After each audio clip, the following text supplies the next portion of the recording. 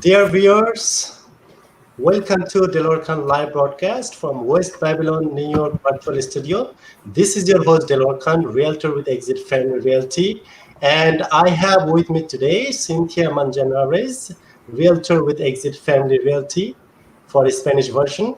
You are watching today's show live on Facebook, YouTube, and in our presentation today, you will see the slides in English. It's gonna come first, and after that is slide is in Spanish will come, and Cynthia will be helping for those. Thank you, Cynthia, for joining with me today. I'm really appreciating for that. So, dear audience, so we're excited for everybody who's joining with us today. And let's talk about what is happening in the housing market today. So, first of all, I'm gonna be starting with a quote from Ivy Zillman, CEO and Zillman Associates. What she's saying over here, will fare, housing will fare. So what she's saying over here, housing will fare better than expected during the severe downturn. So, if you were to start up today, I would say that we look at the experts and we're seeing them say, okay, as the economy starts to improve, and we have talked about this, and improving is the second half of this year. Housing faring better than maybe other industries during this downturn. Buenas tardes a todos, así como nos está explicando Deloar. Según Ivy Zillman, a la vivienda le irá mejor de lo esperado durante esta desaceleración severa. And to take that a step forward, I want to bring in some information to start here with Dana Click, a quote from Dana Click, which what she's saying over here, new home sales rose slightly in April, defying the expectation of a huge 22% drop.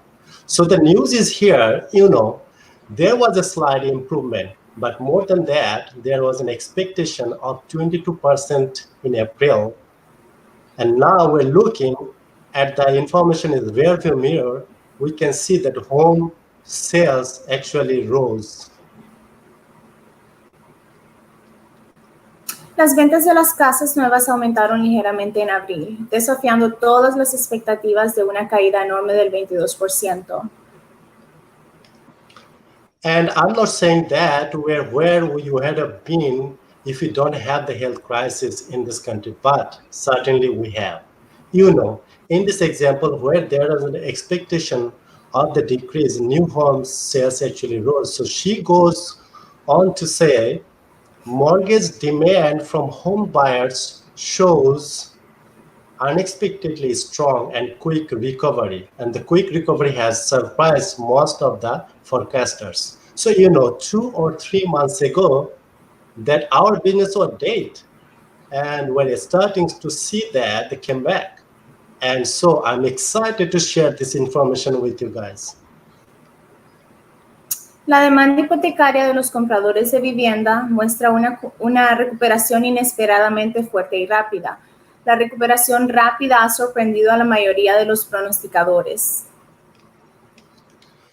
So we can see this slide that to carry it even a step further, Marcus Fleming says, we know that April really was a tough throw.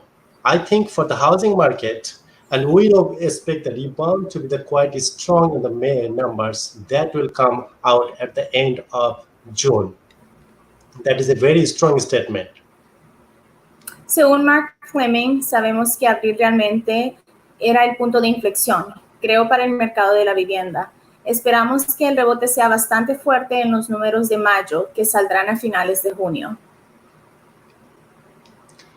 Now, you can see from this graph.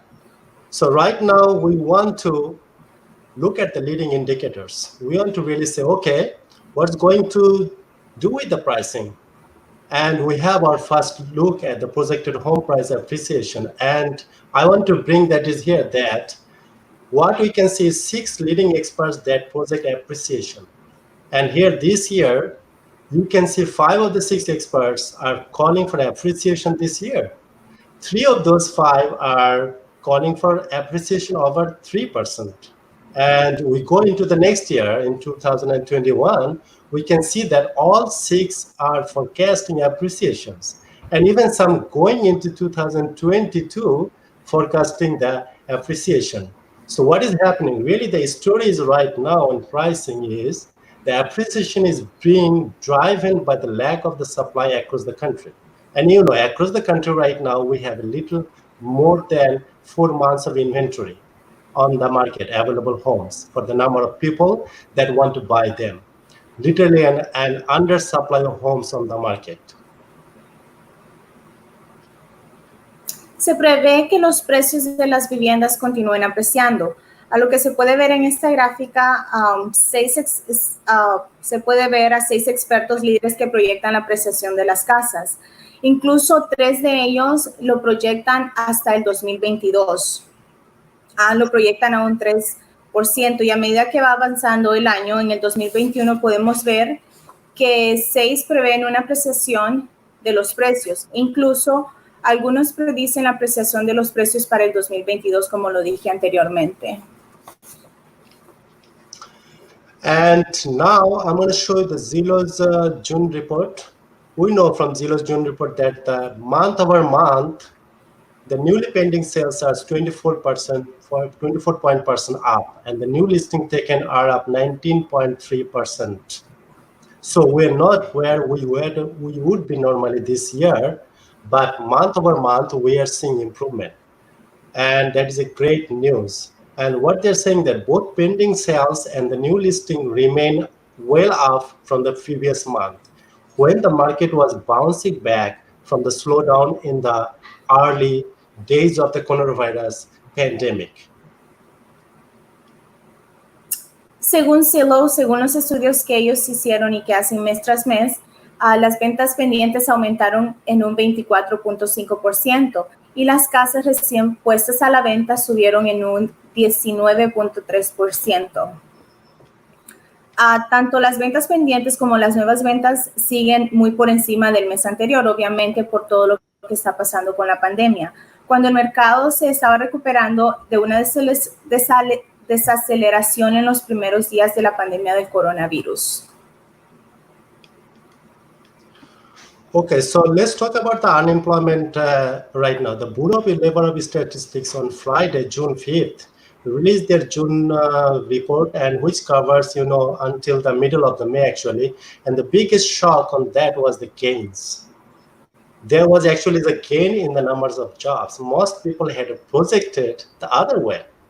Well, we could see in most of the categories, there were actually job gains equally to up to 2.5 million job. And from the graphs, what we can see over here, the food service, construction, education, health service, retail, other services, manufacturing, and professional service, everything goes up in that.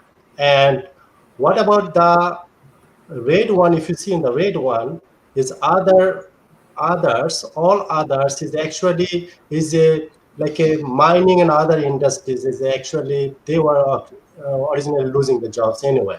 That is not because of the pandemic, and hotel definitely is affecting. And the government job is, most of them are temporary laid off. So we can see from here, it's a very good, strong report from the labor statistics. Hubo un incremento en la cantidad o en el número de trabajos. Según los expertos, la economía ganó 2.5 millones de puestos de trabajos. Como les dije, hubo un incremento, y ya habíamos hablado anteriormente que creíamos firmemente que el servicio de la comida y restaurantes, una vez que comenzaran a abrir, se iban a volver a levantar. Incluso con el distanciamiento social, muchos gobiernos sociales están tratando de ayudar a los restaurantes como sea posible. También la construcción ha incrementado en trabajos. Okay, so what we see over here, as a matter of fact, CNBC said that the May gain was by far the biggest 1-month job surge in US history since at least 1939. That is a very good symptom. CNBC dice que la ganancia de mayo fue por mucho el mayor aumento de empleos de un mes en la historia de los Estados Unidos desde al menos 1939. Okay, so from this graph, we can see that it means 87.7% of the people still have a job. I think we have spent too much time thinking that everyone is unemployed. That's not true. And I'm not saying that there is one family, has a challenge, but if there are billions of families unemployment, that's the dramatic challenge. I'm not dismissing the 13.3%. What I'm saying is over here, let's not get so caught up in that they don't realize that the vast majority of Americans still do have their jobs.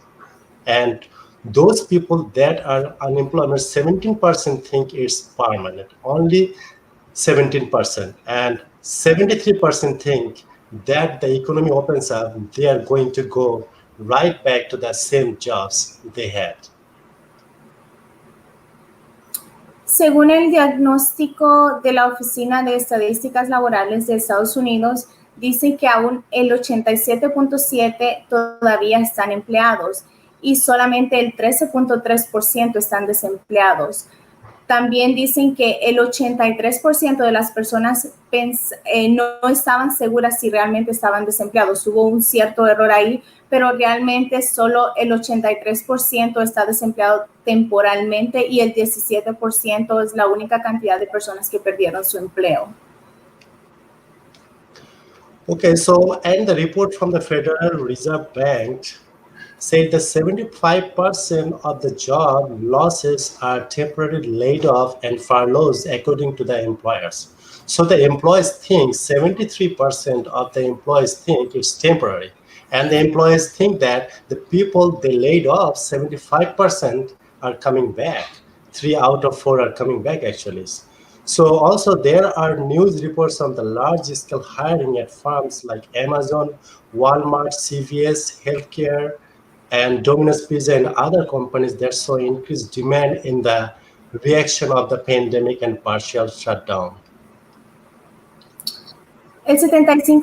Más o menos el 75% de la pérdida de puestos de trabajo son despidos temporales y permisos según los empleadores. Hay un informe de noticias de contratación a gran escala de empresas como de Amazon, Walmart, Cuidado de la Salud de CVS, Domino's Pizza y unas empresas que vieron una mayor demanda en reacción a la pandemia y al cierre parcial. And another good news is I can tell you that Amazon, which was about 1.7 million people, are hiring, and drivers, warehouse workers, management staffs to handle that. And they have already said that about 150 of those hiring are going to be a permanent position, not temporary positions. So, job market is looking really, really much, much better than we expected. So, actually, so what is happening? Some have said that there was a miscalculation of the job in the last report. So I would offer that there was a misclassification of the job. Some of the people who should have been classified as a temporary unemployment during the shutdown were instead misclassified as employed, but absent for the other reason. So what they're saying that other reasons is like people taking a leave to go on vacation, serve on in jury duty, and take care of the child relative, etc. Entonces hubo un error de cálculo y la explicación del error de cálculo es la siguiente. Algunas de las personas que deberían haber sido clasificadas como temporalmente desempleadas durante el cierre fueron clasificadas erróneamente como empleadas, pero ausentes por otras razones. Otras razones son generalmente personas que toman una licencia para ir de vacaciones, servir como jurado o cuidar de un niño o pariente. So from this graph, we can see that the employment rate is actually improved through January to May, and there was a correction on the the system. Still, there is a up. So this is a very strong statement.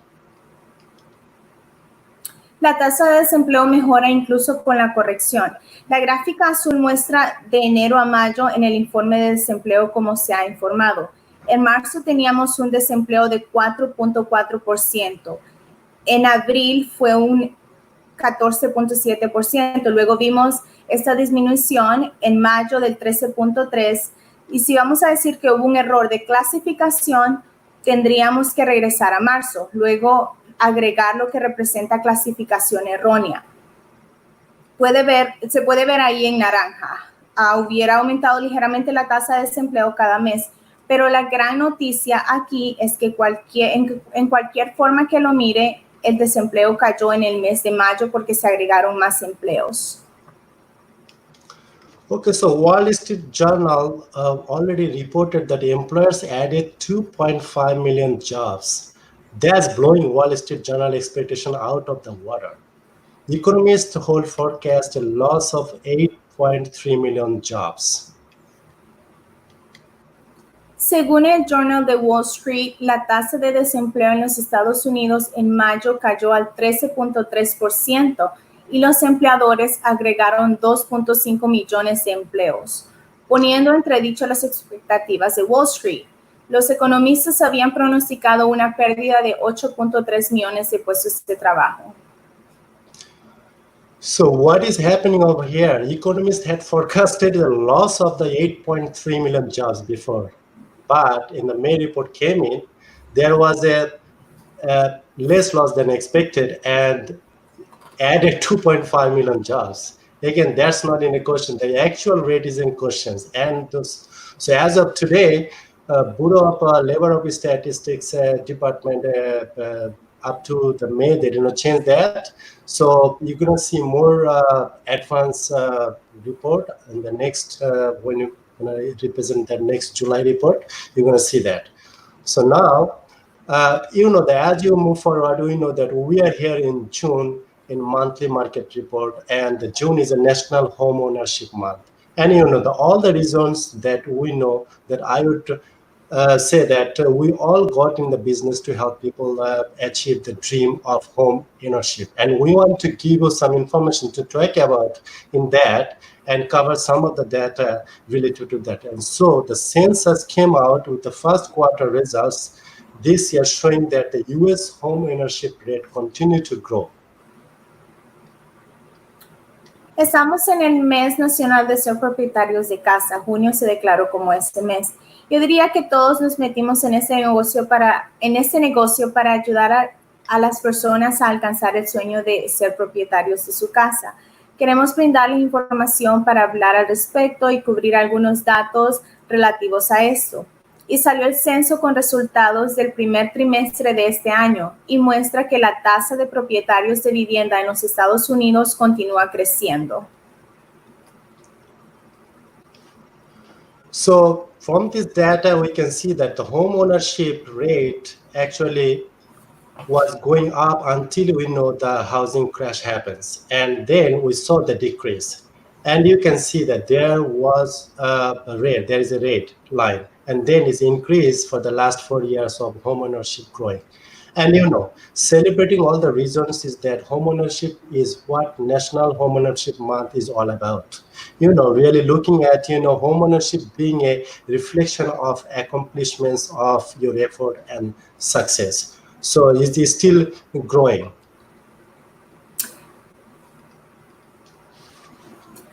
El porcentaje de la tasa de propiedad de vivienda en Estados Unidos se había visto que estaba disminuyendo, pero ya tiene varios años en los que ha incrementado del 63.5% al 65.3%. Okay, so, and certainly there are a lot of people coming out of this time period, and we are in that maybe saying, hey, I want something different in a home. We want to downsize. We need more space. We have different needs that we did not consider important. So, 30, 60, 90 days ago, we have been gone through this. And lastly, National Home Ownership Month. I think we know all this now. We talk about this a lot. The financial investment and the growing asset value and wealth literally for individuals and families all across this country, and the value that homeownership brings to that. So there is different way, different reason people do the home ownership.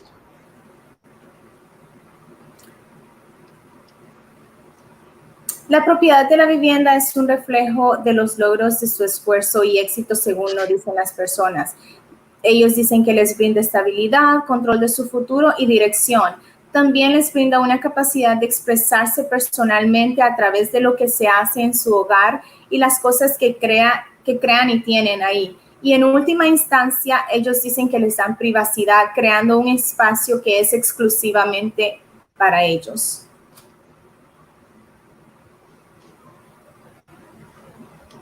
So from the survey concentrics analysis survey, we see that it talks about non-financial benefit of the home ownership.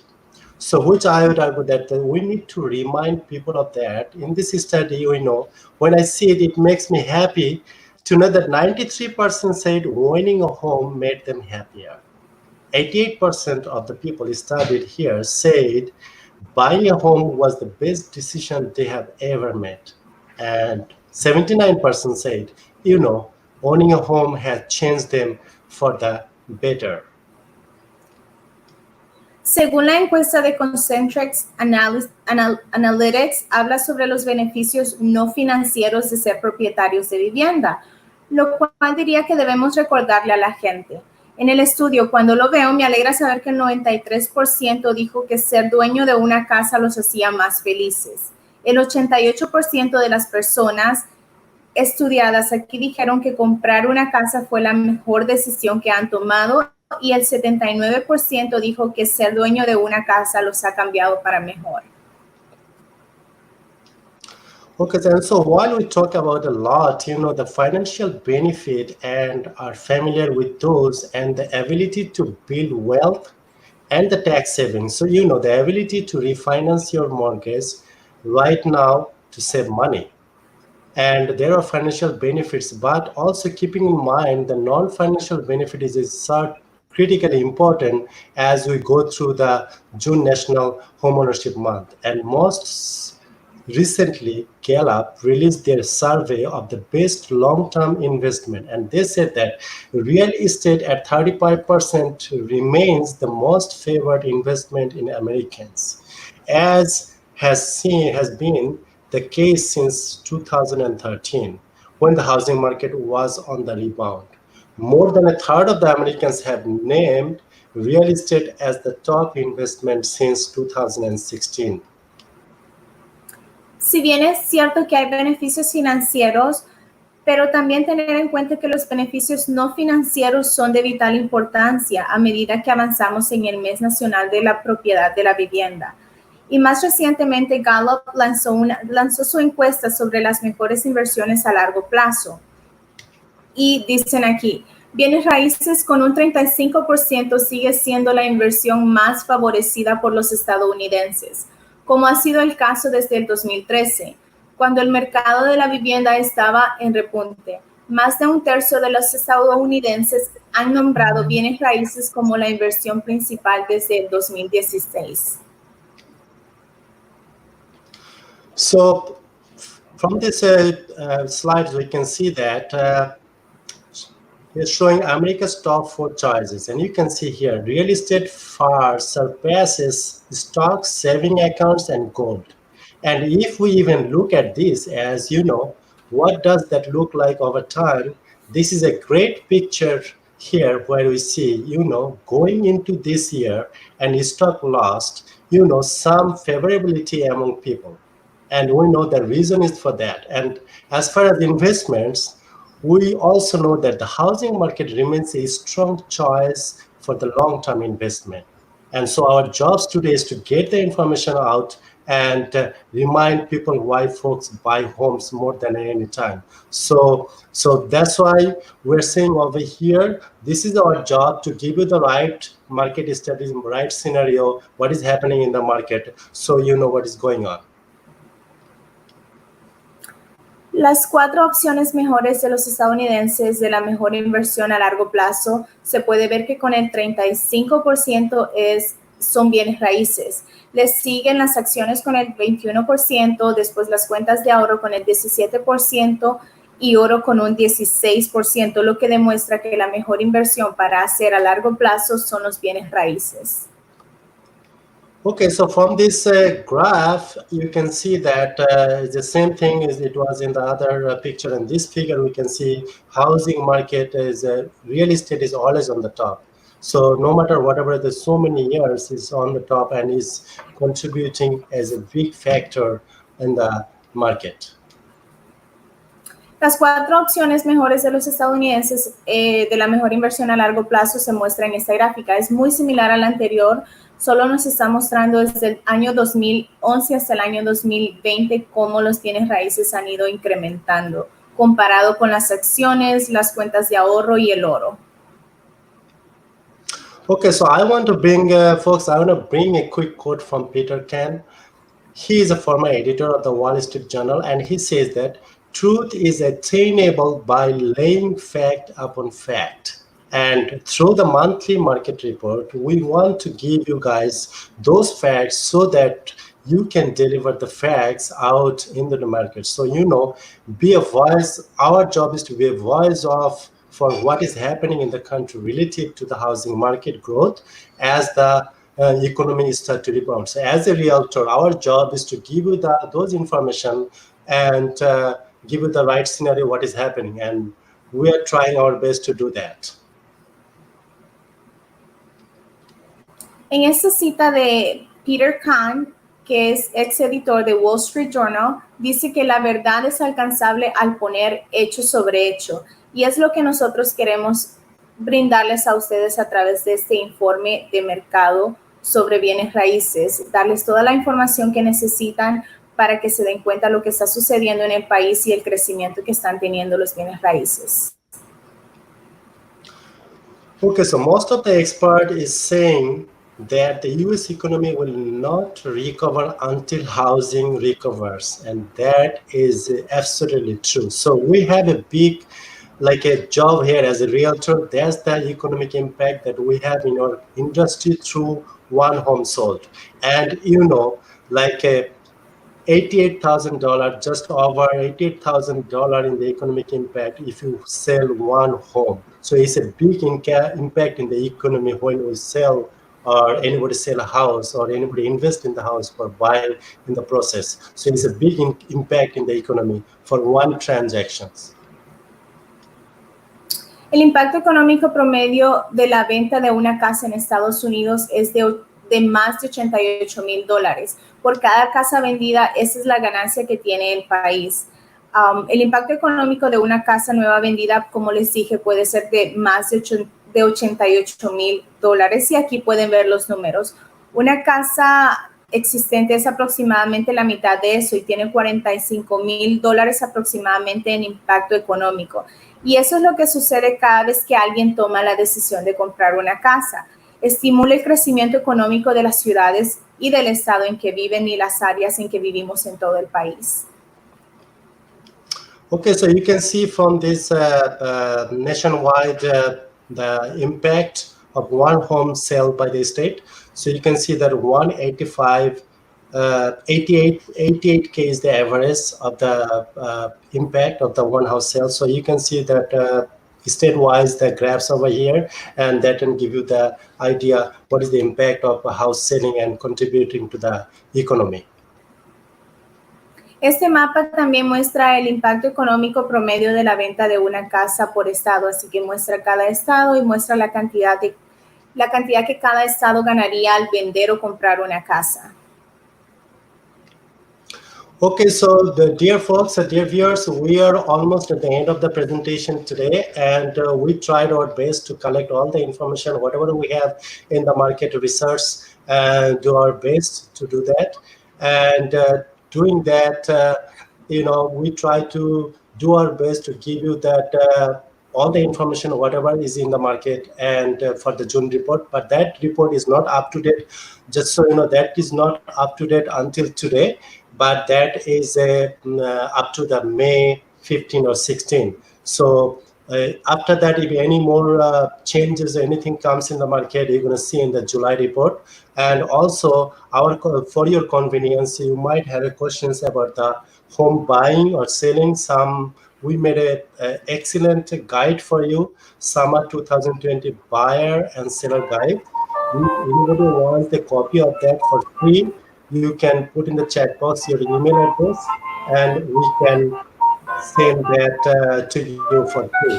So please feel free to just add your email and ask if you need a seller guide or buyer guide, and we have that one for you completely free, out of cost. También tenemos las guías para los compradores y vendedores del verano 2020. Aquí pueden encontrar toda la información que necesiten y las pueden obtener enviándonos un correo. Mi correo es homespycynthia@gmail.com y Deloar les va a dar el de él también. Están en español y en inglés y cualquier pregunta que tengan las pueden encontrar ahí.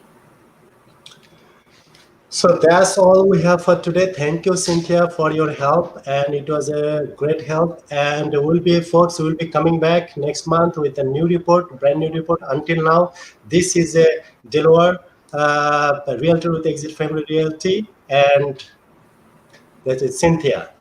So we are saying goodbye for now. See you in the next month. Thank you, Deloar. Thank you for having, and thank you for watching today.